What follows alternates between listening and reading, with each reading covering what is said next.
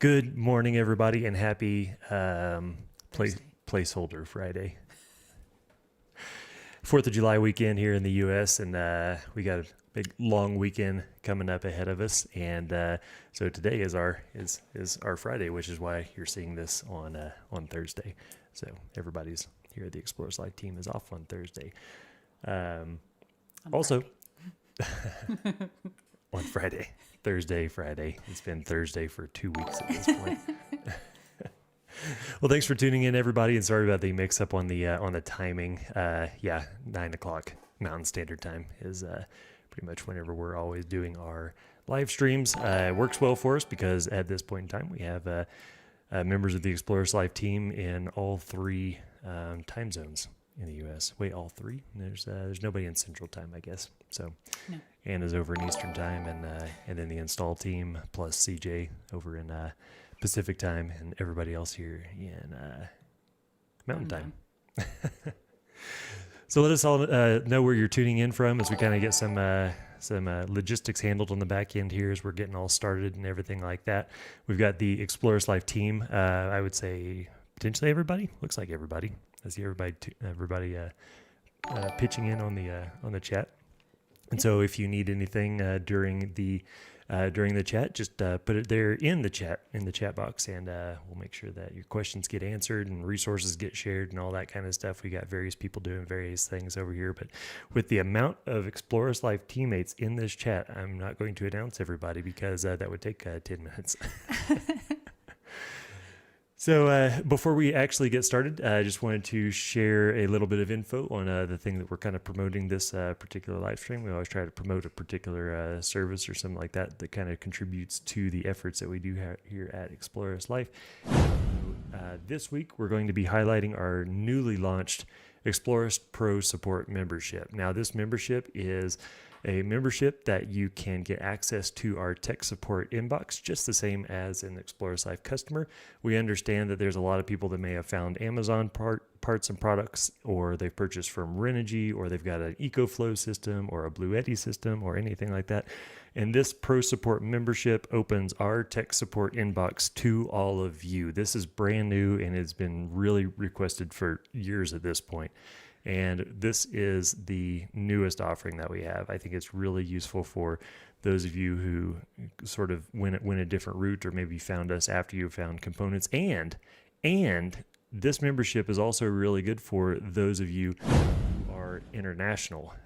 We understand that it sort of doesn't make sense a lot of times for international viewers at the YouTube channel to buy their parts and components from us because of taxes, tariffs, import fees, duties, all that kind of stuff, but you still want access to us for technical support, and this is the way that you can do this. Now, if you are a customer, this is still a solution for all of you because this membership also includes various services that we have not historically offered, like remote system safety checks, remote system upgrade checks, remote firmware updates.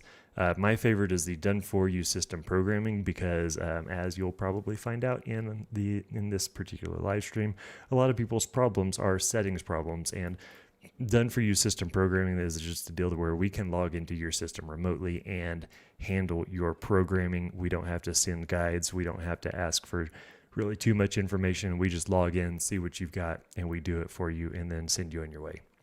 And this is honestly, like, so far has been the most useful new service that we offer. Now, if you've procured that was a big word, wasn't it? A big word for a Thursday. You probably did. Steph, you didn't know I knew that word, did you? Probably don't know the definition of it. Yeah, I just heard it. I actually have an AI scripting thing up on. No, that's not true. That would be cool though. So if you've procured a diagram or something from a third party, another dealer, another blog, whatever the case is, the gold plan includes a service for a wiring diagram review right here. And this is a monthly service fee, so it's a pretty low cost of $39, $59, or $99 a month, depending on what kind of services you're needing. So you get access to that, so at a pretty low monthly price, not too much more than a Netflix and Disney Plus subscription. So that's pretty much what we got going on here. This is brand new. We've already had quite a few people join up, and we've been able to help some people. It's been pretty cool. There was a guy that he had purchased a bunch of stuff on Amazon and wasn't getting support, and came to us and said that he's like, hey, I've got all these warranty problems and blah blah blah. And we got on and we did a system safety check or a remote programming service and fixed all the problems immediately. And so we didn't have to deal with any kind of warranties or anything like that. So $39 a month, and he was off to the races. So that was a pretty cool thing. Yeah, I'm really excited about this membership program because, yeah, like you said, we've been, I mean, every month in the chat in this live stream, we have somebody asking about, EcoFlow. It's always EcoFlow, and historically we've just told them we can't help, but now we can. So that's pretty cool. Yeah, it's pretty awesome. If you're interested in getting signed up for that, you want some help from us or from our tech support team, Anna and CJ there, or myself, you can go to shop.explorers.life right here, and then it's just right on the homepage. It's pretty easy to find since we're sort of just promoting this right off the bat. Or if you want to go direct, you can go to shop.explorers.life/ Pro Support Membership, I think. Pro Support Membership. Try that, and if that doesn't work, just go to shop.explorers.life, and it's right here. Click on that, and it'll take you to where you need to go. Okay, I think that's pretty much that. Like always, put your questions that you have over in the chat, and we're going to spend the next 53 minutes answering questions, and we're going to get to every question that we've got. The more questions we got to choose from, the better. Yeah. Well, at the moment, we only have one question, so I hope you guys... Y'all's going to have... I'm going to go really in depth in that one question. Perfect. I hope it's something I can go into. We had a full-blown conversation going on before we logged on, and we were like, oh, we're going to have tons of questions. Yeah, nope, turns out it was all about the time zones. Oh, yeah, the time zones. Yeah, I probably don't want to spend a whole lot of time talking about time zones. That's a pretty boring conversation. Cool. All right. The one question that we've got is, I have a trawler with 2 generators and a 50 amp shore power. Should I get a multiplus 2 2X120 or a Quattro 2 2X120, and why? Yeah. So let's kind of take a step back and sort of understand the differences between a Quattro and a multiplus. So a multiplus and a Quattro are realistically the same thing, except for the Quattro has 2 inputs and the multiplus only has 1 input. And the Quattro's 2 inputs are typically for one input is going to be from shore power, and the other input is going to be from a generator. And in the case of, an RV or something like that has a built-in generator and shore power going to a transfer switch and then going on to the breaker box of an RV or motorhome, like realistically, we can still use a multiplus because even though there's shore power and generator input, it's already going to a transfer switch, and then that transfer switch is going to the breaker box.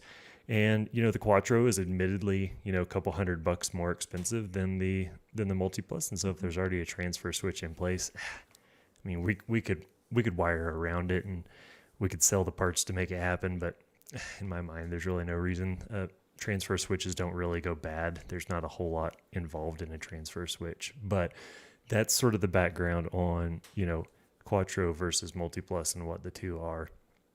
But for that specific example, I'm going to guess that you've probably got 2 generators that are wired in parallel, each feeding into a transfer switch, most likely.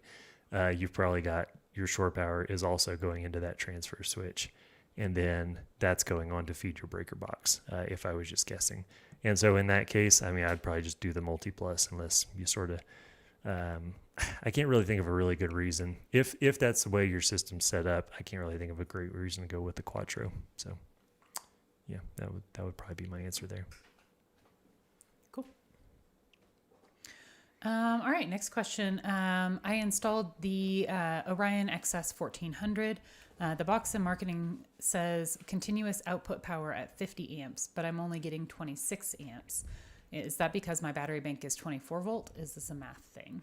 Yes, and that's a great question. So the Orion XS 1400, it's 1400 watts. It can do, let's see, how is that math working? So it's 50 amps. It's capped at 50 amps. And if you have a 24 volt battery bank, then it's only going to be 25 amps of output.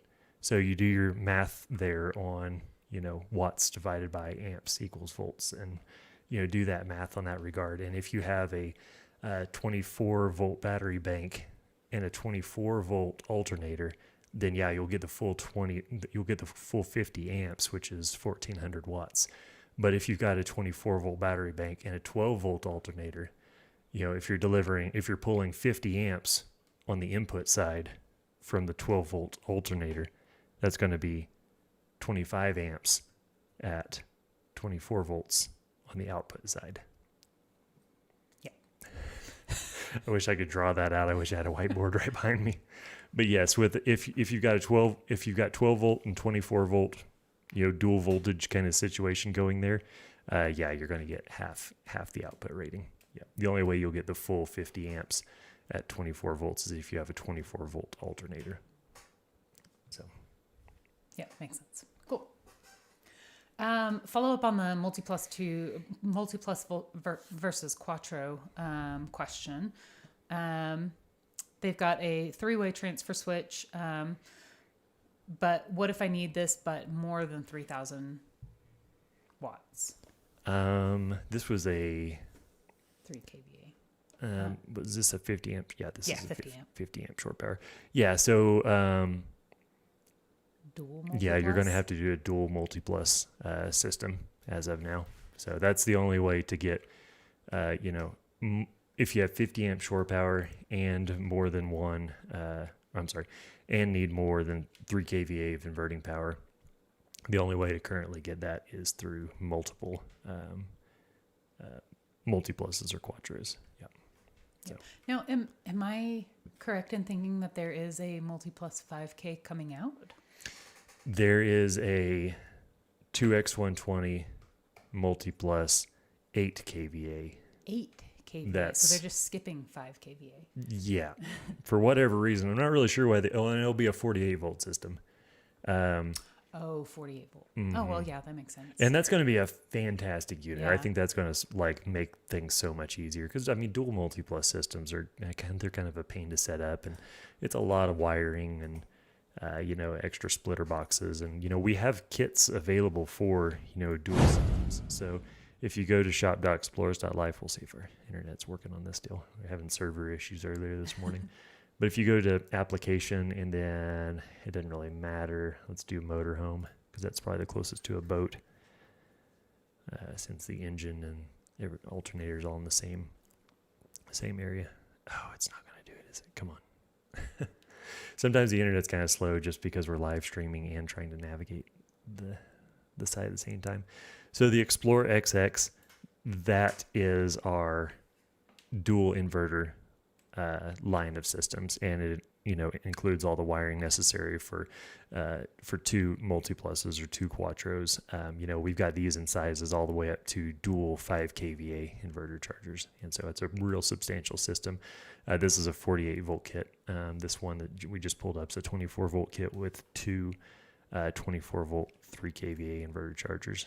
So, and it requires both of them, and then the input splitter box and the output splitter box and everything like that. So that's sort of what's required on that regard.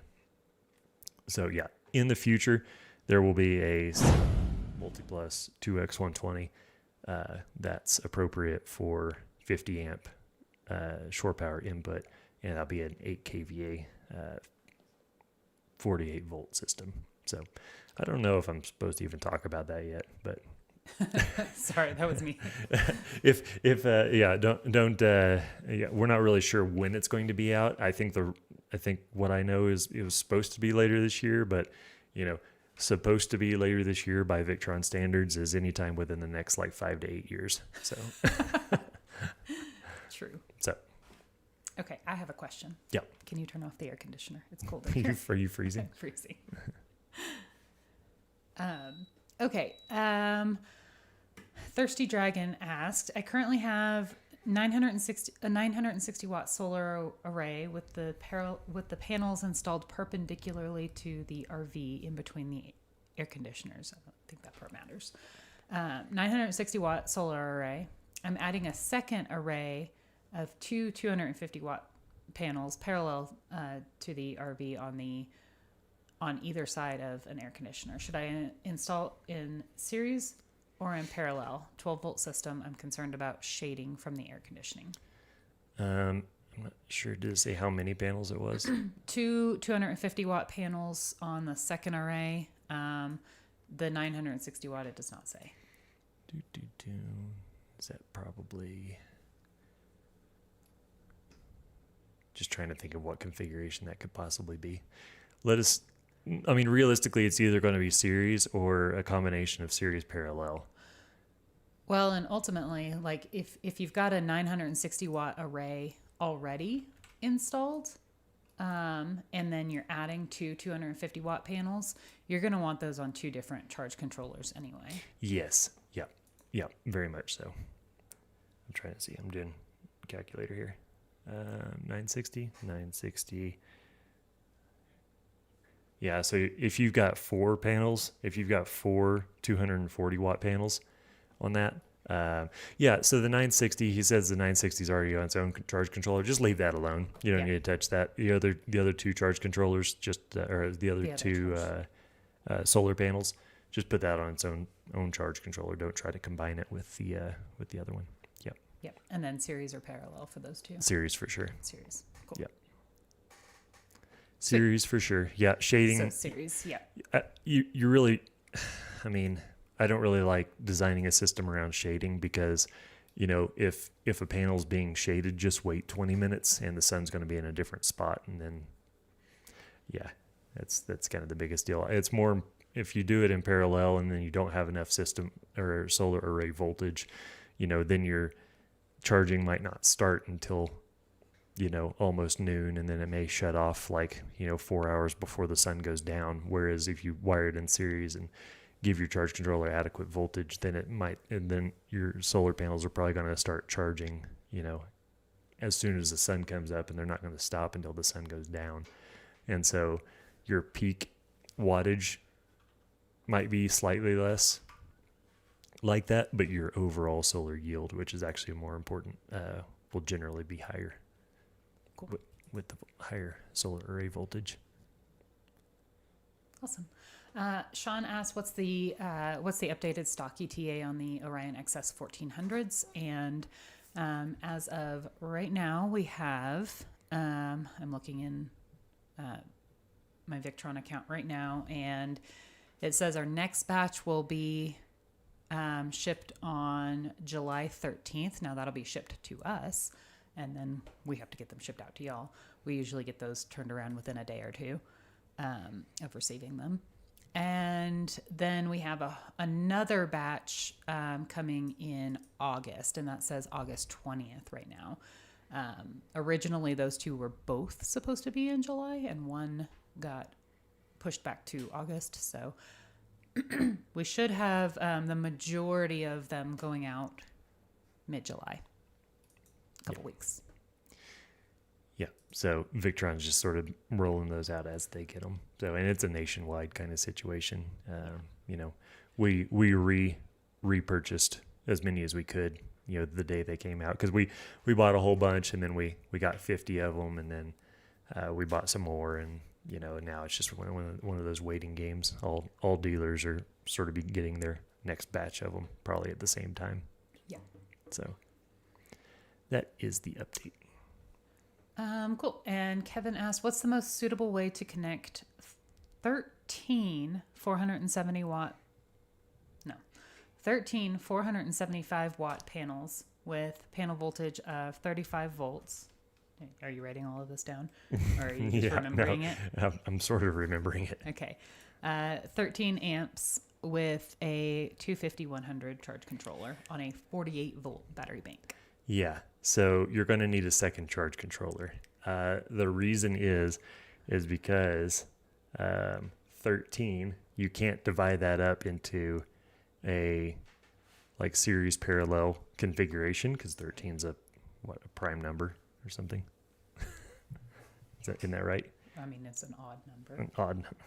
It is an odd number, but it is also a prime number. Yeah, it's a prime number specifically, so you can't divide it up into like 3 series strings of 2 panels or two series strings of 4 panels or whatever the case is. And so 13 is one of those really, really hard numbers of panels. And realistically, you're just going to have to divide that up into 2 different solar arrays. It's not going to work. Or, the other option there is what was the voltage of them? 35 volts. 35 volts. 35 volts times 13 panels. That's 450 volts. So there's really not a charge controller on the consumer market that can handle that many volts. Even the bigger charge controllers that Victron makes that we don't even stock in our store. There's a big, like the MPPT RS. There's like a 450 or 400, 100, I think. And ultimately this voltage is too high for that. So you're going to have to take your solar array and break it up into 2. I'd probably do, 12 panels in one and 3 in the other, or something along those lines. That math ain't mathing. Yeah, reach out to 13 panels.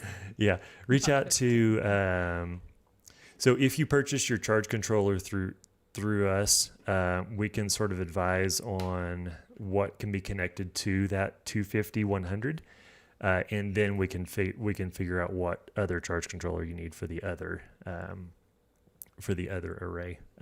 If you purchase that charge controller elsewhere, go ahead and hop on to our Pro Support membership program. So shop.explorers.life/Pro Support membership, or go to the homepage and click on the big banner ad, and then we can sort of provide some guidance on how to connect all of those panels to the charge controller that you've already purchased. But yeah, if you purchase the charge controller from us, we can just do that complimentary as included with the purchase from us. Cool. John asked, I understood that having a multiplus 2X120 inverter charger and an OEM onboard converter charger is not a good thing. So if I want to remove the converter charger, what would be the process? So if you're not doing a battery bank relocation kit like we've shown in some of our previous videos, which is the current way that we recommend doing things, you're going to leave that converter in place because the converter is just going to be feeding the factory 12 volt system. We have a video coming out about this. We shot this video on Tuesday. Tuesday. And then if you reach out to us at shop.explorers.life/support, we can send you a document that sort of explains it. The video will explain the document better. It's coming out within the next couple weeks. But yeah, you're going to leave your converter in place, given that you're leaving your 12 volt batteries in place, which is what we currently recommend. Yep. Cool. Jerry asked, I'm trying to figure out the tongue weight on my home built trailer. Is there a way to know what each component of a system weighs so I can design around my axle? Are there dimensions? Yes, if you go to the product page for any of the components and click on the additional information tab, there is weights and dimensions on all of those.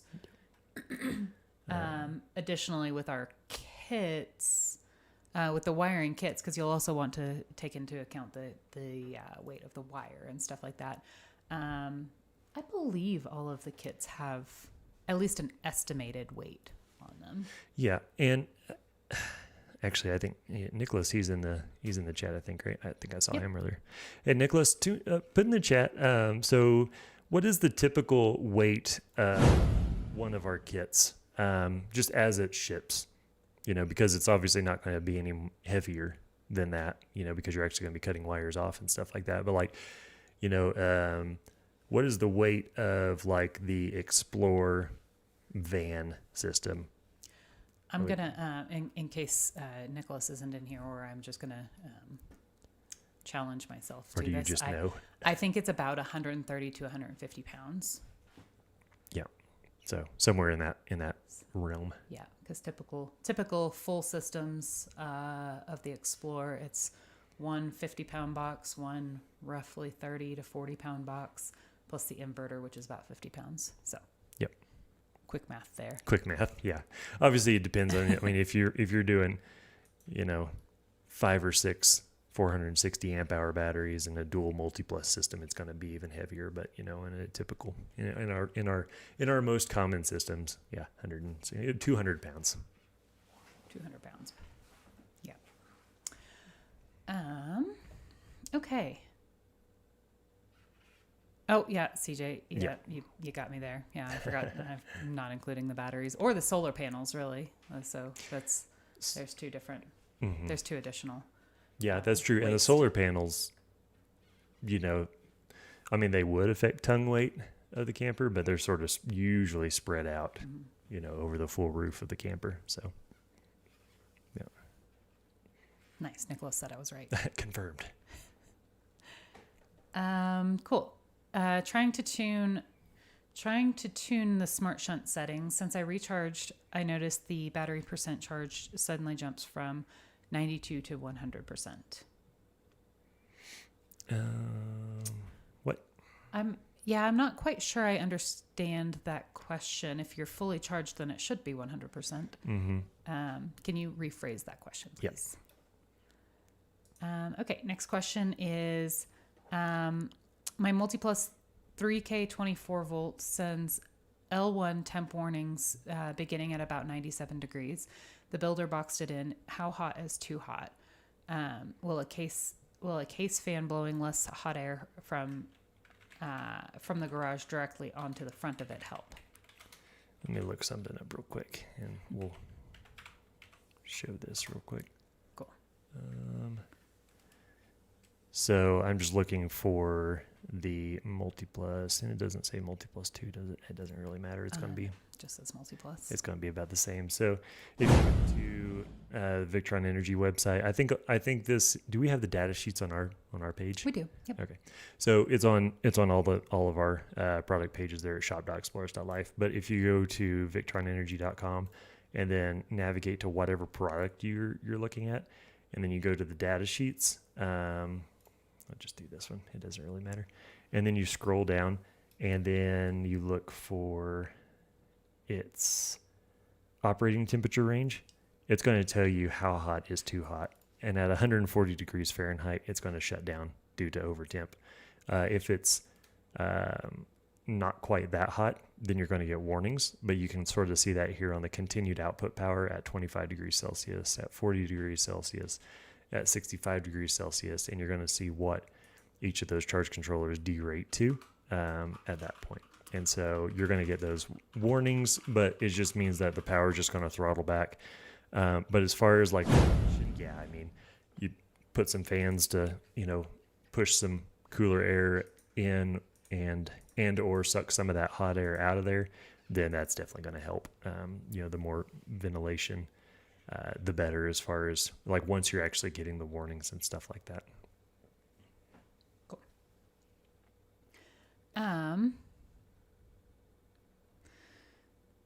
Should you always try to update your multiplus software to the latest firmware, or wait for an issue to emerge first? Are there software release notes anywhere that can help explain the issues resolved with each software release? I don't know that there's a publicly available one. There's a list of firmware. There's a firmware change log that's available to all Victron professionals. So dealers like us or installers, we have access to something like that on the back end. But I don't know I don't think that list is available unless you're a dealer or an installer. But as far as updating the firmware, no. Once your system is up and running, specifically on the multiplus, if the system is running and the system is operating properly, don't touch the firmware. There's no reason to. You're gonna have to reprogram the multiplus as well. If there's a problem, then it may be worth considering. But I would say that usually firmware updates don't fix problems. They just introduce better features. Especially when it comes to the multiplus.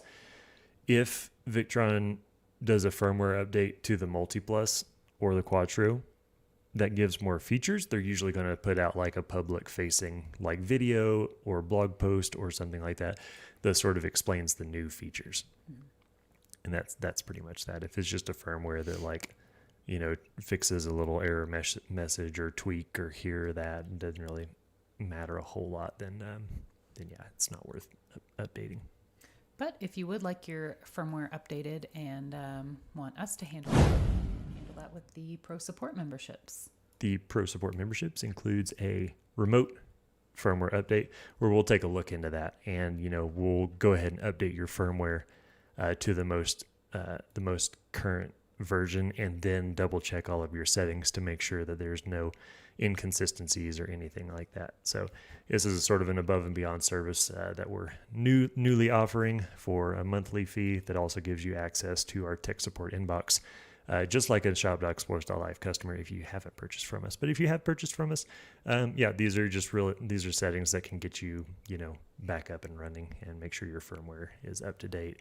And then we'll double check your system programming as well. Cool. Sorry, I'm waiting for this next question to fully be entered. We've got a side list of questions over on our internal team page that I'm reading from, and I'm just waiting for Morgan to finish typing this one out.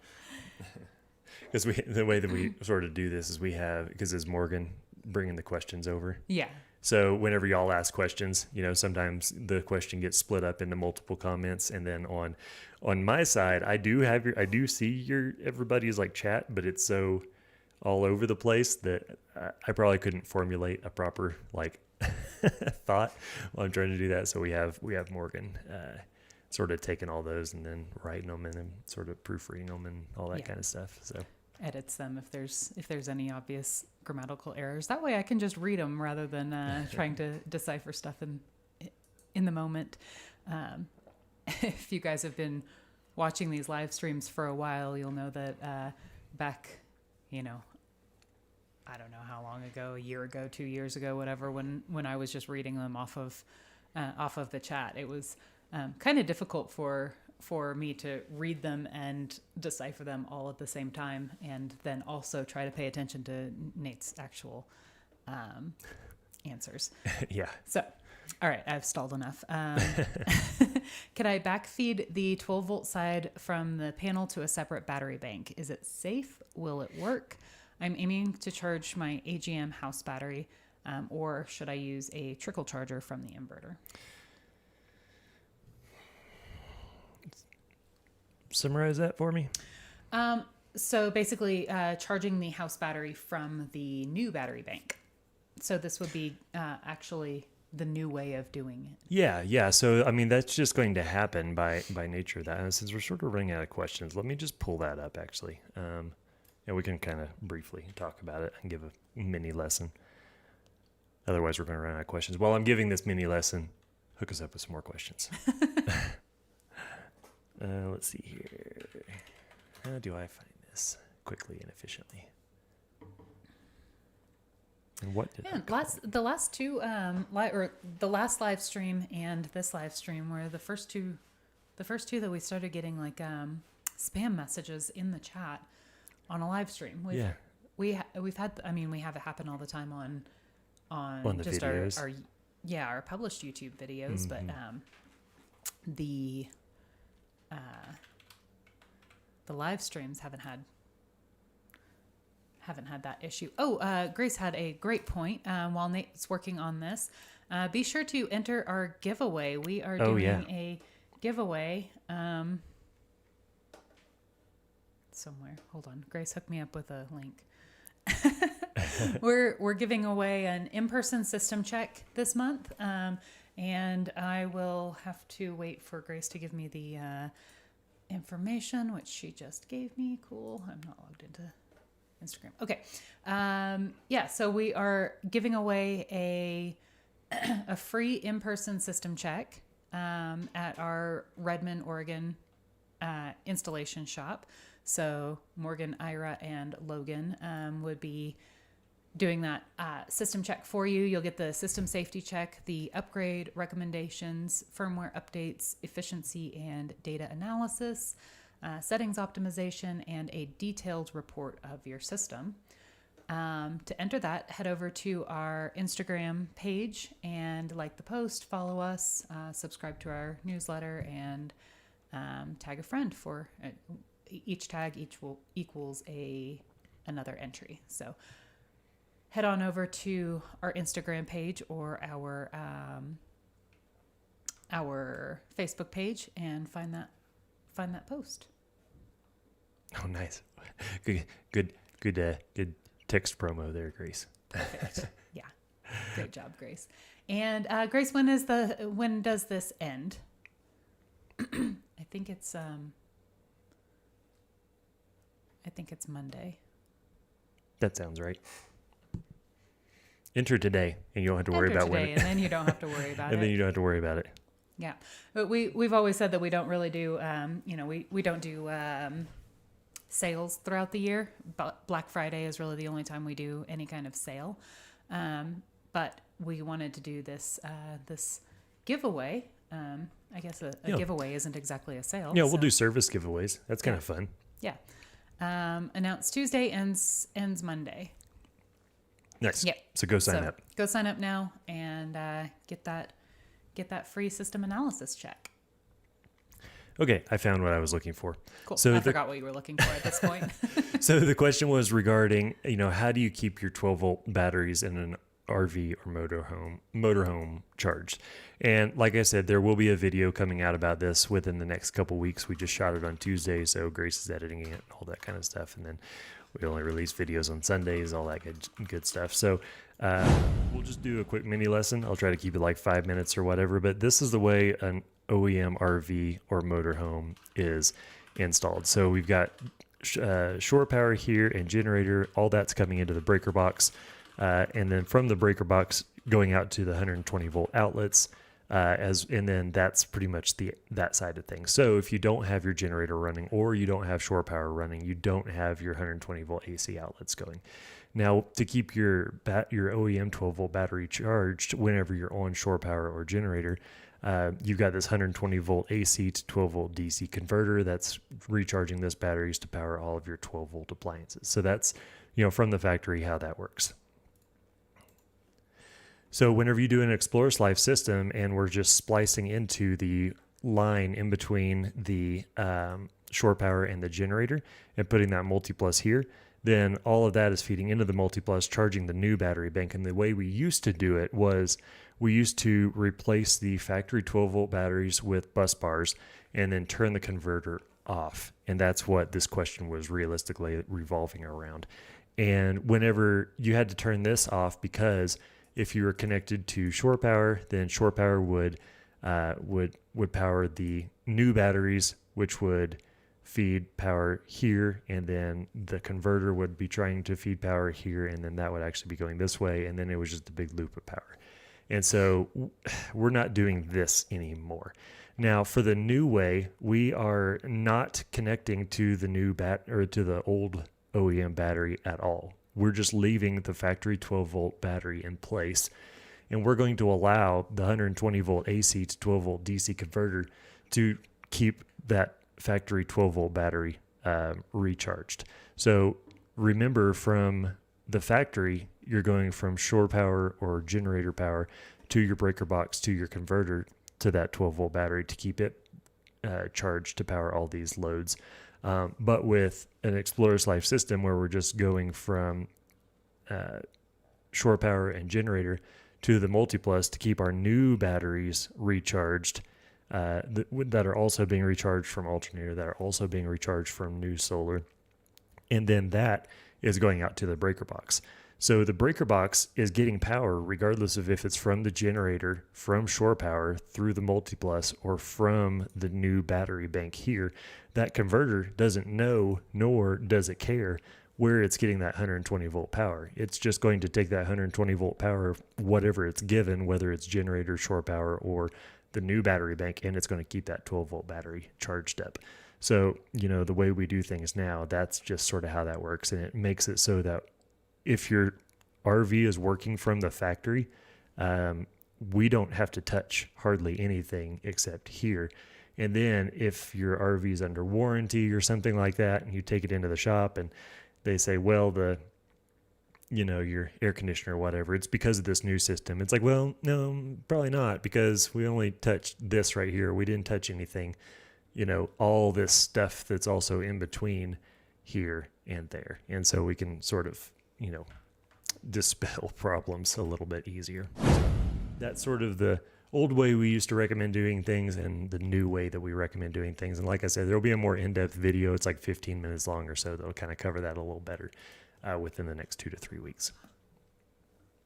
I believe that's coming out on July 20th, actually. Bless you. Bless you. Bless you. Bless you. And we're back. Okay, where was I? All right. Do you sell the terminal blocks for the Cerbo GX so I can add a servo-controlled cooling fan? My installer did not provide one. We don't sell those necessarily because that's not really a part that is available for sale. They should have just come with your Cerbo. Get a hold of your dealer, since it doesn't sound like that's us, and they should be able to get those for you. If they can't get those for you, we can still help, but we'll have to take over your tech support and your troubleshooting and everything like that. We'll have to take all that over from your dealer. And to do that, you'll have to get a new Explorers Pro Support membership here. So just go to shop.explorers.life, click in here, and it'll take you to this web page and choose the membership that sort of meets your needs here. We got 3 of them, but all 3 of these options here are going to basically allow us to take over tech support on behalf of the dealer that you purchased your components from, and then we'll be able to get you everything that you need, from support to those extra little parts like that. That won't be a problem. So yeah, shop.explorers.life, hit that up, add whichever tier makes sense for your needs based on these options down here, and then reach out through shop.explorers.life/support and we can get those on the way. Cool.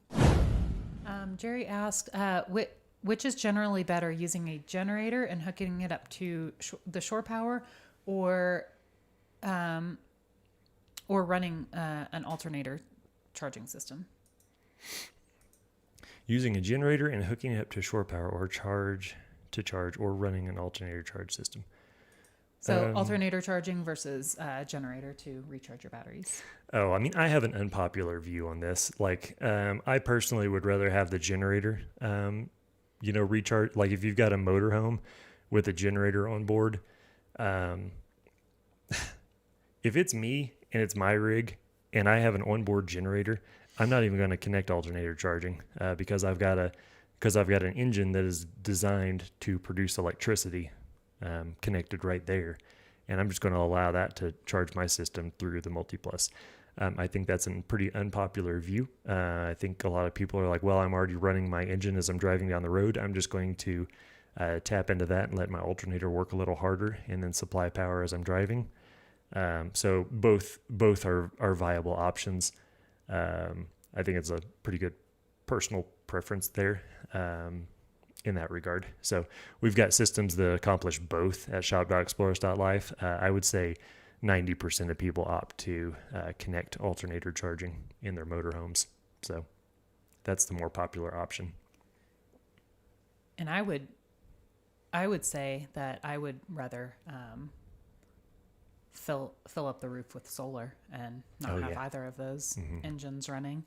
Because I'm one of those that I disagree with Nate. I don't like the generator option because I don't want the generator running. I don't want to hear the loud generator. I don't want the stinky generator running. While the engine on the motorhome is running, it's already running, and you can't get around driving without a motor, unfortunately. Yeah. And the other thing about solar is solar is going to continue to charge even as you're driving. I mean, solar panels don't know, the solar panels are traveling down the road at 70 mile an hour, and then we're cruising around the sun at however many millions of miles an hour. And the sun doesn't really care, nor do the solar panels care how fast anything's going. It's just going to work. So that's another consideration. So, moral of the story, do whatever you would like.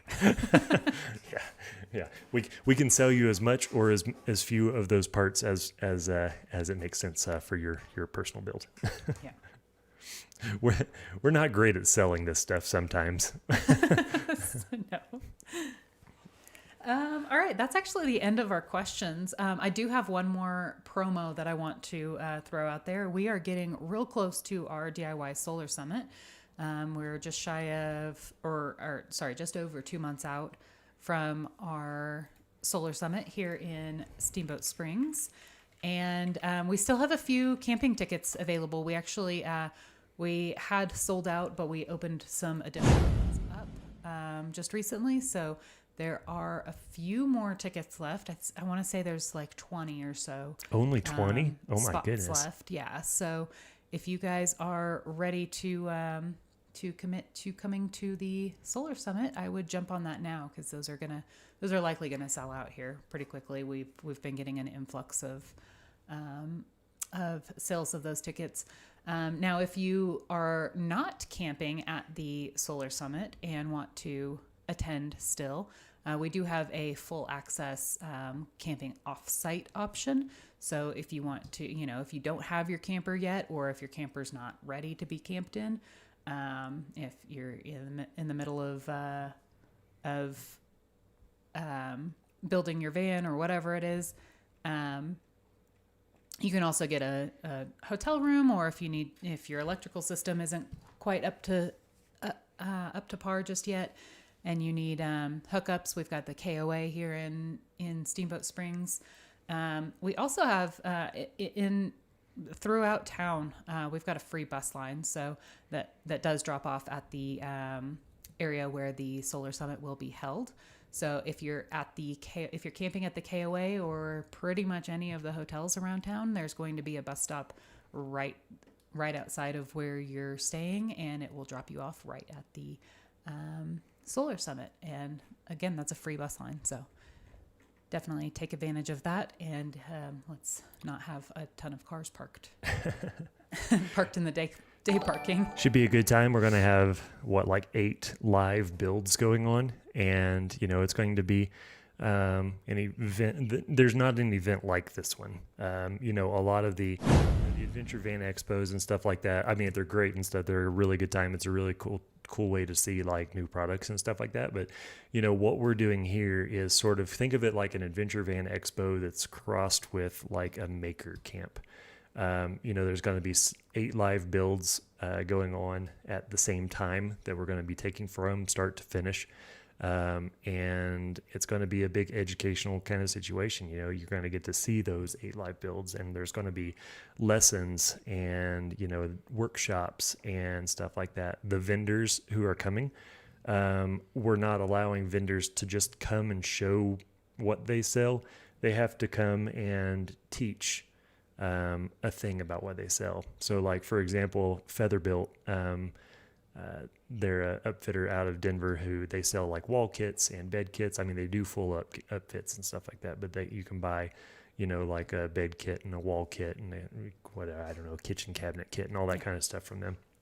And Patrick there from Featherbuilt, they're going to be building out a van over the weekend, just to show how fast it can be done, with prefab kits like that. And so, it's going to be a really good time to do demos and all that kind of stuff to see how this stuff is working, not just see the products. So it's a little different than anything else out there. Yeah, this is definitely an educational opportunity. So if you're in the market or just want to learn more about building campers, and it's not just vans, it's RVs, schoolies, overland vehicles, whatever you've got, come out, and we've got a spot for you. Yeah. Jerry asked, is there a schedule of events anyplace yet? Not yet. We are probably 1, maybe 2 weeks out from being able to nail down the actual schedule of events. We had a meeting yesterday and nailed down most of it, and now we've just got to get it finalized and published for y'all. But that should be coming very, very soon. Yep. Okay. I saw a couple more questions roll through as we were. Questions rolling in. Oh, I just didn't scroll down. That's why. I was like, I see questions on the chat, but I don't see them on my sheet. That's because I didn't scroll down. My multiplus firmware is way out of date. I was able to download and look at the settings. They don't conflict with any other Victron component settings. Is it best to leave them alone and forego new features? Generally, yeah. I mean, if there's a specific feature that gets announced that you actually want to take advantage of, then it's worth updating the firmware. But I would say most of the time, I mean, if you don't know, then don't worry about it. If it's not causing problems, anything like that, then I wouldn't worry about it. Yeah. So, if you want us to take a look at like what firmware you're on and go ahead and update it to the most recent version, and then go ahead and do a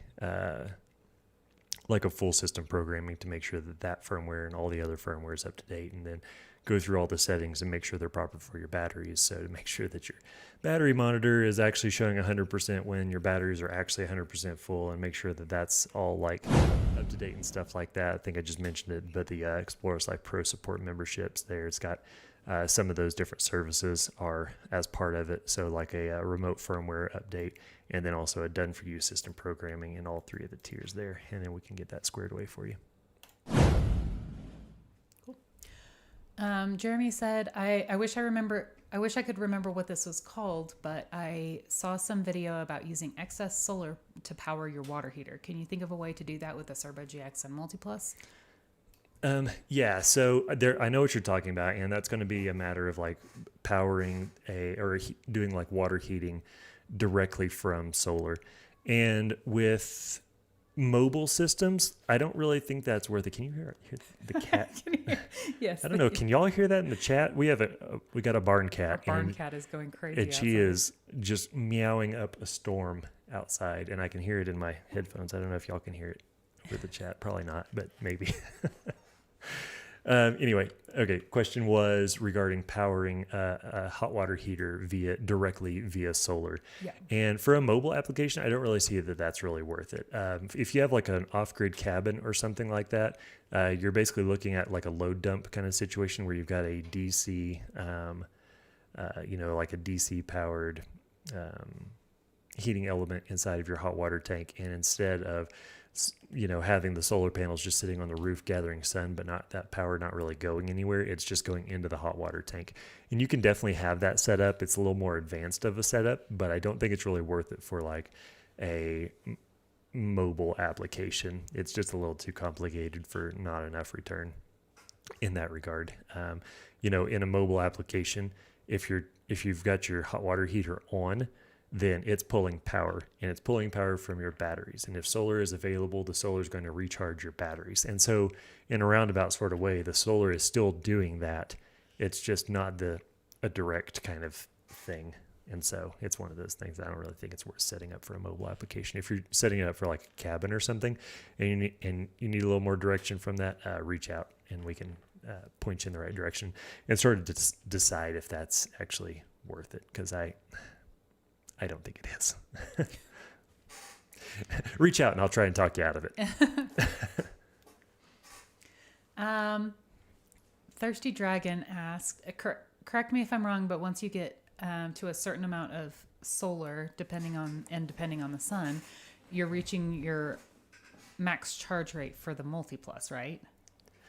So multipluses, they don't have anything to do with solar. They're totally independent from solar. You could have 100,000 watts of solar in a system, and a multiplus, like one of the 1200 VA multipluses. They're just two totally separate like sides of the system. One is responsible for charging from shore power and then putting 120 volt AC power into the breaker box, and the other side of the system from solar is responsible for recharging the batteries from solar. So that really doesn't matter at all. No, we can.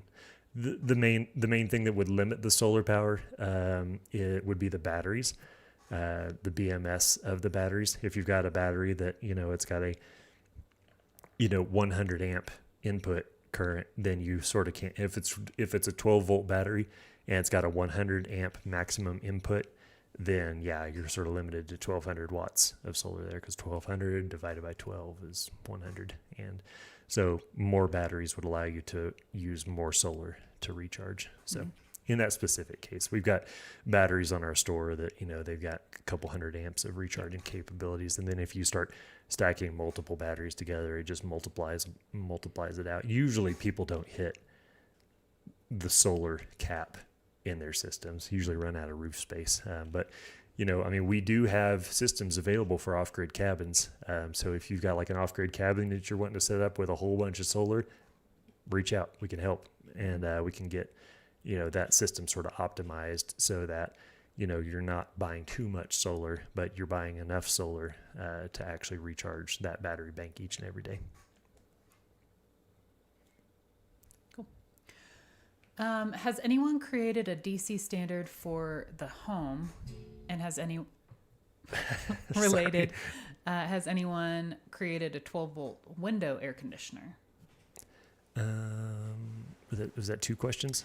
There was two related questions: a DC standard for the home and a DC window air conditioner. Yeah, so DC standards for the home. I mean, if your house is like subject to like inspections and stuff like that, for like building permits and all that stuff. Yeah, the NEC does indeed have a section on that over requirements for DC systems. And, depending on where you're built, I mean, that's realistically a big reason we haven't gotten into home stuff a whole lot just yet, is because every single city and every single county and every single state, they all have different variations of which codes and standards that they, sort of require building permits to go through. And you sort of have to dive into that. Now, our system designs are going to work just fine in most cases, but, it's still up to, to the authority having jurisdiction of that particular, wherever you're building. So reach out to us, but you're also gonna have to reach out to your building department and stuff like that to see sort of what they allow and which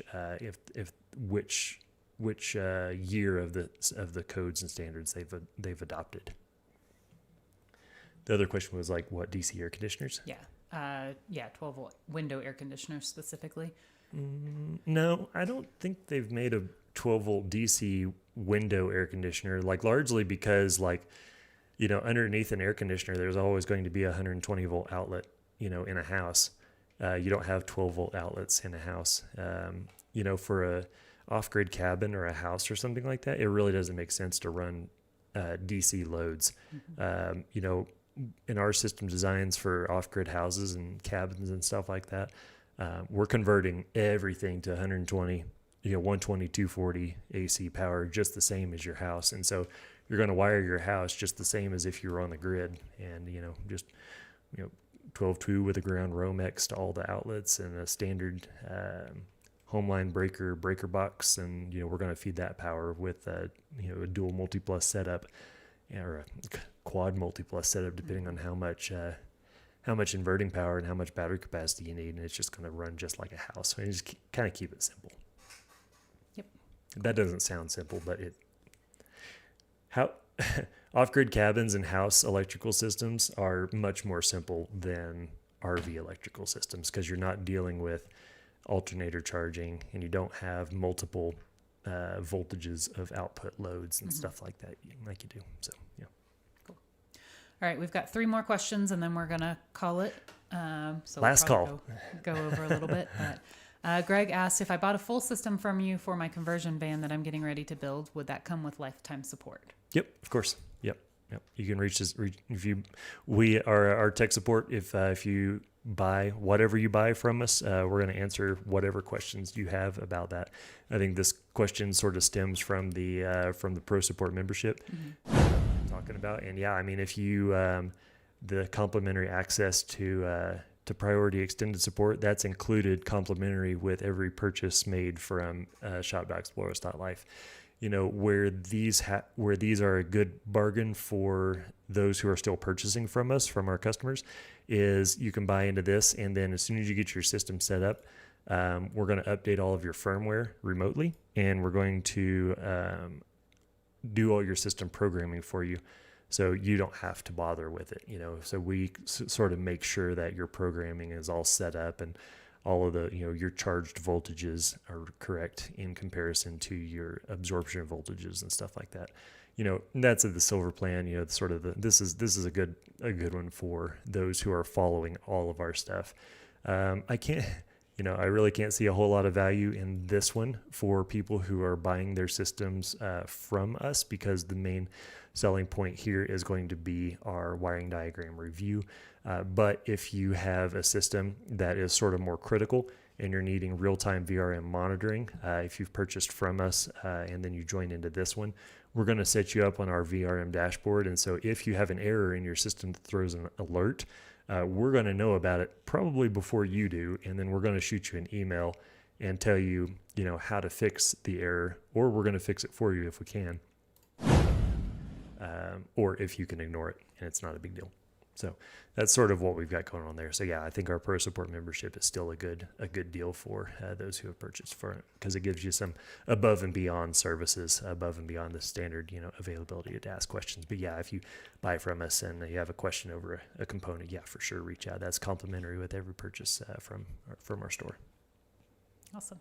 Jerry asked, have you reviewed AC backpack systems like the Triligo 12 volt AC unit? I've actually never heard of that one. No. Okay. Nope. Yeah. I was wondering if you had, because I hadn't. I'll have to Google that one after we log off. No. There's so many different systems out there that it's hard to sort of keep up with everything. So, but yeah, our systems, Explorers Life systems will power pretty much anything though. Yeah. C. Pala asked, Victron Bluetooth range sucks. I put a TP-Link UB400 in my rooftop combiner box and ran a shielded cable to the Cerbo in the garage. The Bluetooth still sucks. Any solution to make the Bluetooth range better? Let's see. Rooftop combiner box, Cerbo in the garage. Yeah, so I mean, the Bluetooth range is if you're in the general vicinity of the components, Bluetooth range is Bluetooth range. Whether it's, I feel like my Galaxy earbuds, they don't work if my phone's not in my pocket. And so I think Bluetooth range in general is one of those things where, you sort of need to be within talking distance of your Bluetooth device for it to work. If you need further distance, I think I would hook your Cerbo GX up to a Wi-Fi network and then rely on the VRM portal. And then you can, your system could be, wherever it is, Minnesota or something like that. I don't know why I picked out Minnesota, but your system could be there in Minnesota, and then you could check on your system via Wi-Fi anywhere in the world that you have Wi-Fi. And so, your Cerbo GX is going to communicate via Wi-Fi through the VRM network. And then, you could travel to Australia and then you could still see your same data because it's just communicating through the VRM portal, which is just cloud-based on the internet. I think that's why I would recommend there. Cool. Do you think 48-volt systems are the wave of the future? Australian off-grid caravans seem to be picking up on this. I viewed a Harvick RV, and they're a very, very clean system. I don't think they're the wave of the future necessarily. I think it's just another tool to add to the belt. We've got 24, 48, 12, 24, and 48 volt systems on shop.explorers.life. And, some of them are just, whatever customers prefer. There's a couple systems where it's I don't think this makes sense as 12 volts, or I don't think this makes sense as 24 volts or 48 volts. But for every system that it's available to be in, we have it. And if we don't have it, we've got it coming out really soon. You'll notice, especially in our, let's pull this up actually. This is a great point, because this is something we've been working really hard at over the last 7 months at this point. Mm-hmm. So if you go to shop.explorers.live, shop by application, and cruise down here to motorhome, and then let that load because, it's actually being fast now. You can sort by battery bank voltage over here, 12 volt, 24 volt, 48 volt. And then we've got those in different ones. So we've got the Explorer system in a 48, or the Explorer More, which is a multiplus 5 kVA based system in a 48 volt system as well. There's the Explorer as well. Let's see. To right. There it is. So the Explorer is a 3 kVA system. So we have that one in 48 volt. We have that one in 24 volt, and we also have that one in 12 volt. So realistically, we've got it in all three, just depending on what your personal preferences are, and we're happy to sell you any of them, and they're all. Okay, last question. Are there any travel trailer electrical systems that you will not work on and extend? Thinking of the Airstream Tradewin, I'm looking to add batteries, DC to DC charging, and solar.